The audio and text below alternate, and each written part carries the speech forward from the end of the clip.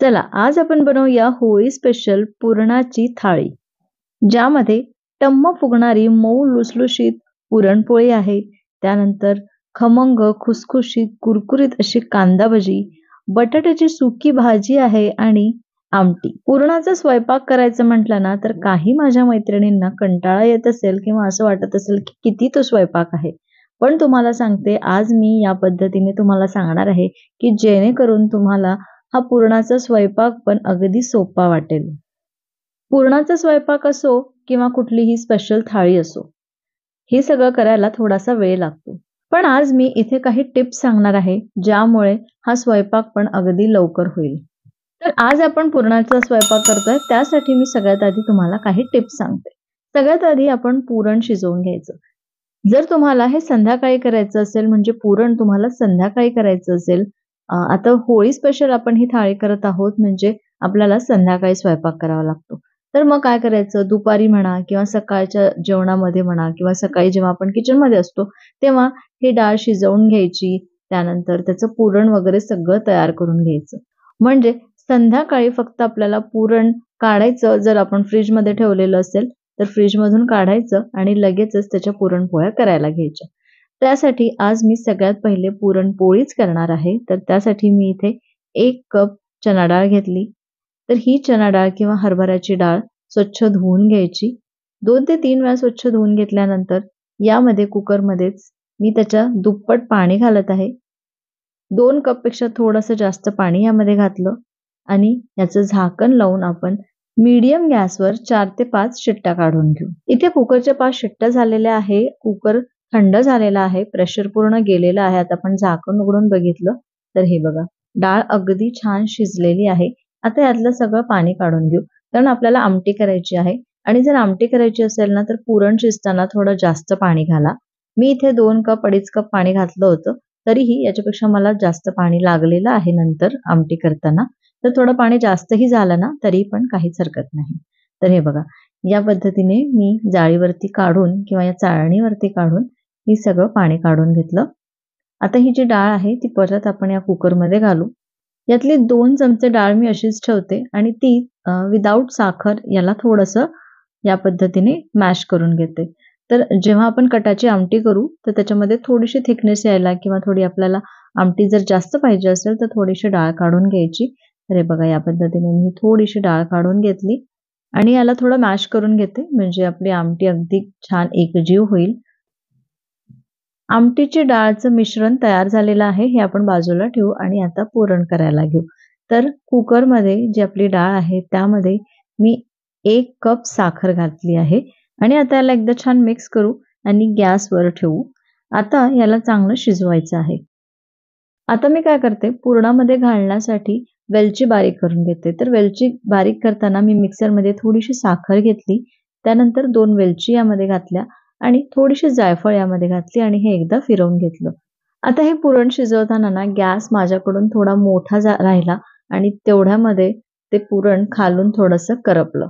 मग मी काय केलं, वरचं जे आहे ते या नॉनस्टिक पॅनमध्ये घातलं, या कढईमध्ये घातलं आणि आता याला शिजवून घेऊ. पुरण कितपत शिजवायचं, हे तर मी पुढे इथे सांगणारच आहे. पण आज मी हे जे पुरण आहे, हे थोडंसं मऊ लुसलुशीत ठेवणार आहे, ज्यामुळे आपली जी पुरणपोळी आहे ना, ती पण छान अशी मऊ होते. तर माझ्या मम्मीकडे हे जे पुरण आहे, ते असं खूप घट्ट करत नाही. थोडंसं हे सॉफ्टच ठेवतात, ज्यामुळे ही जी पुरणपोळी आहे, ती एकदम अशी सॉफ्ट पण लागते आणि आणि बराच वेळपर्यंत ती सॉफ्ट मऊ लुसलुशीत राहते. आता हे बघा, इथे मी चमचा असा ठेवलेला आहे. पण जर तो ठेवला आणि तो जर पडला नाही, याचा अर्थ पुरण आपलं चांगलं शिजलेलं आहे. पण आता या स्टेजलाच मी हे बंद करत आहे आणि हे थोडंसं थंड झालं, की त्यानंतर ते चमचा आपण याच्यामध्ये ठेवला ना, तर तो राहील. तर आज मी म्हटलं सुरुवातीलाच, की पुरण जे आहे ते मी थोडंसं सॉफ्ट शिजवणार आहे. तर इथे आपलं पुरण झालेलं आहे. सुरुवातीलाच आपलं पुरण खूप घट्ट ठेवायचं नाही, कारण थंड झाल्यानंतर ते घट्ट होणारच आहे. हे बघा, इतपत घट्ट मी पुरण ठेवलेलं आहे. आता या पद्धतीने मी हे पुरण या चाळणीतून चाळून घेते. पुरण चाळून मी बाजूला ठेवून दिलं आणि ते कॅप्चर करायचं राहिलं. आता मी पीठ मळून घेते. त्यासाठी 2 कप मी इथे गव्हाचं पीठ घेतलेलं आहे. यामध्ये थोडंसं मीठ घातलं आणि नॉर्मल पाण्याने हे पीठ भिजवून घेतलं. हे पीठ आपल्याला अगदी सॉफ्ट असं भिजवायचं आहे. जसं चपातीला असतं त्याच्यापेक्षा पण सॉफ्ट. आता याला झाकून ठेवू आणि आपल्या या थाळीचे पुढचे पदार्थ करून घेऊ. आता मी आमटी तयार करून घेते. त्यासाठी या कढईमध्ये 1 वेलची आणि अर्धा इंच दालचिनीचा तुकडा घातला. 1 मीडियम साईजचा कांदा आणि 1 मीडियम साईजचा टोमॅटो इथे मोठा कट करून घेतलेला आहे आणि तो पण छान परतवून घ्यायचा आहे. परत त्यांना थोडंसं तेल यामध्ये घालायचं आणि छान परतवून घ्यायचं. इथे तुम्ही सुकं खोबरं पण घालू शकता. मी ॲक्च्युअली विसरली आहे. नाहीतर सुकं खोबऱ्याची पण टेस्ट खूप छान येते आमटीला. हे बघा, मीडियम गॅसवर मी 2-3 मिनिटं हे छान भाजून घेतलं. आता हे आपण काढू आणि याला थंड करून घेऊ. आता आमटीला फोडणी घालू. तर या कढईमध्येच मी 2 टेबलस्पून तेल घेतलं. तेल गरम झालं की यामध्ये 1 तमालपत्र घालू. त्यानंतर जे आपण वाटण तयार करून घेतलं होतं ते घालू. 1 मिनिट परतवून घेऊ. त्यानंतर इथे मी 1 छोटा चमचा आलं लसूण पेस्ट घालते आणि ती पण 1 मिनिट परतवून घेते. हे बघा, पेस्ट आणि आलं लसूण पेस्ट 1 मिनिट छान परतवून घेतल्यानंतर इथे सुके मसाले घालू. अर्धा चमचा हळद, 1 चमचा तिखट, अर्धा चमचा धणे जिरे पूड घातली. चवीपुरतं मीठ इथे घालू आणि त्यानंतर जे आपण आमटीसाठीचं डाळ ठेवलेली होती, पाणी ठेवलेलं होतं ते छान मिक्स करून घालू. परत छान मिक्स करून घेऊ. पाणी ॲडजस्ट करू. तुम्हाला कितपत घट्ट पाहिजे तितकं पाणी तुम्ही इथे ॲड करू शकता. मी इथे 1 कप पाणी ॲड केलेलं आहे. मिक्स करून घेऊ आणि छान उकळी काढू. आता मी मीठ इथे घालत आहे कारण किती पाणी आपल्याला घालायचं किंवा किती आपली आमटी तयार झाली आहे त्यावरती मग मीठ घालू शकता. सगळ्यात शेवटी अर्धा चमचा मी इथे गरम मसाला घातला. छान उकळी आलेली आहे आणि याला हे आपण गॅस बंद करू. वरून थोडी कोथिंबीर घालू आणि कोथिंबीर सगळ्यात शेवटी मी घालणार आहे. आता आपण थाळीमध्ये सुंदर दिसणारी बटाट्याची भाजी तयार करून घेऊ. तर मी जेव्हा वरण भाताचा कुकर लावला तर तेव्हाच मी बटाटे उकळून घेतले. म्हणजे स्वयंपाक आपला लवकर होतो. एकदाच सगळ्या गोष्टी आपण करून घ्यायच्या असतात. तर मी कुकरमध्ये डाळ, भात आणि बटाटे असे सोबतच लावून घेतले, उकडून घेतले बटाटे. आता या पॅनमध्ये मी 2 टेबलस्पून तेल घेतलं. तेल छान गरम झालं की इथे अर्धा चमचा मोहरी घालू. अर्धा चमचा जिरे यामध्ये घालू. जिरे आणि मोहरी चांगले फुटले की यामध्ये मिरची आणि कढीपत्ता घालू. तर मी इथे 3 मिरच्या बारीक कट करून घेतल्या. थोडासा कढीपत्ता घातलेला आहे 1 काडी.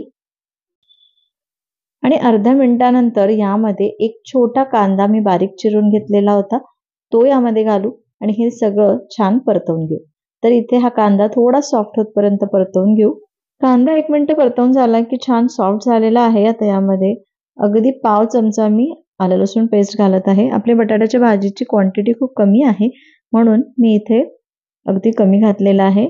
तर हे आलं लसूण पेस्ट पण 1 मिनिट मी छान परतवून घेतलं. त्याचा कच्चेपणा थोडा त्याचा वास जातपर्यंत.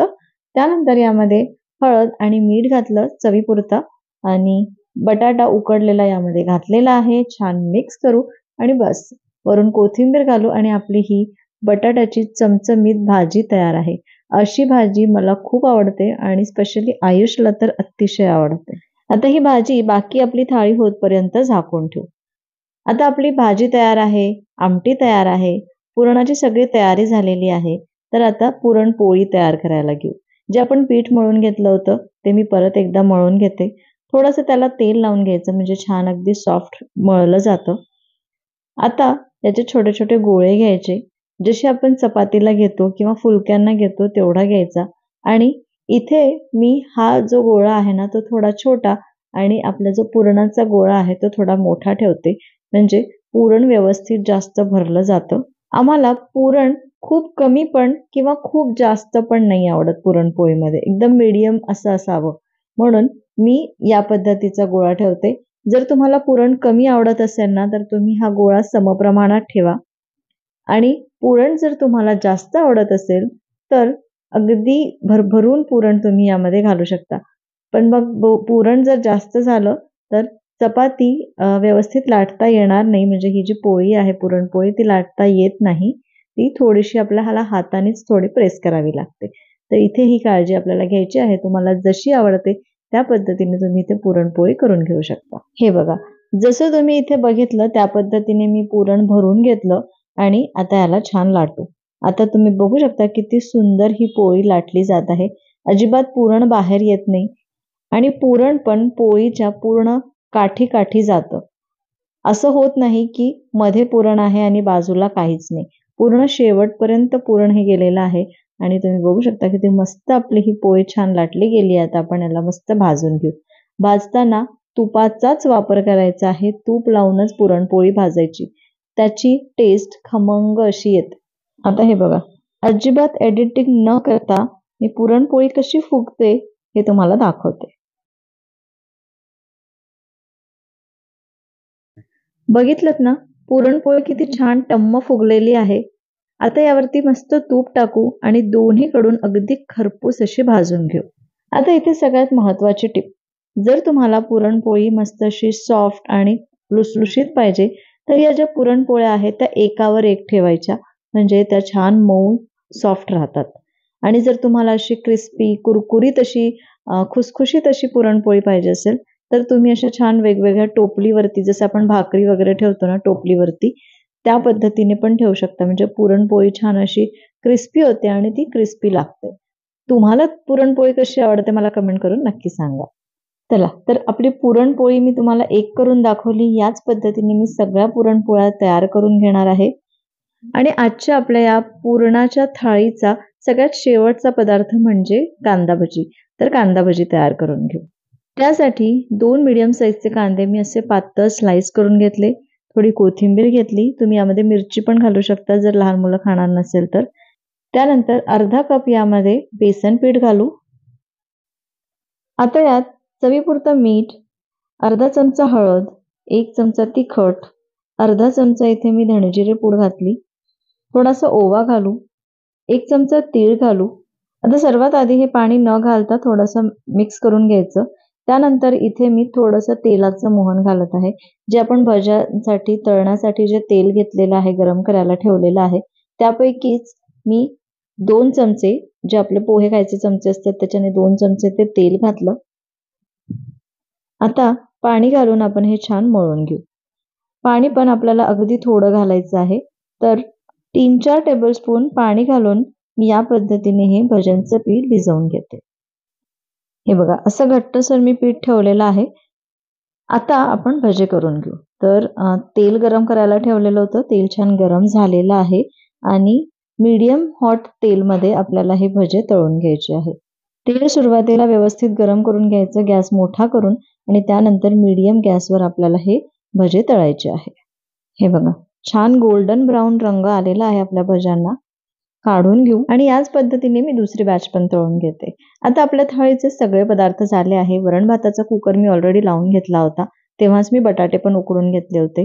आमच्याकडे चपाती पण केली जाते. फक्त पुरणपोळी कोणी खात नाही, तर मी चपात्या पण करून घेतलेल्या आहे 4-5. तर आपली पुरणपोळी तयार झालेली आहे, भजी तयार झालेली आहे, आमटी आणि बटाट्याची भाजी सुद्धा तयार झालेली आहे. तर चला, आता आपण ही थाळी सर्व्ह करू. हे बघा, इतक्या पुरणपोळ्या झालेल्या आहे. म्हणजे जेवढं मी प्रमाण दिलं होतं ना त्याच्यामध्ये 8 ते 10 पुरणपोळ्या झाल्या. कितपत तुम्ही छोट्या मोठ्या करताय त्याच्यावरती पण डिपेंड आहे. मी मीडियम साईजच्या पोळ्या इथे करते. आणि आता जे आपण पुरणपोळी केलेली आहे ती बघूया. किती सुंदर आणि सॉफ्ट झालेली आहे.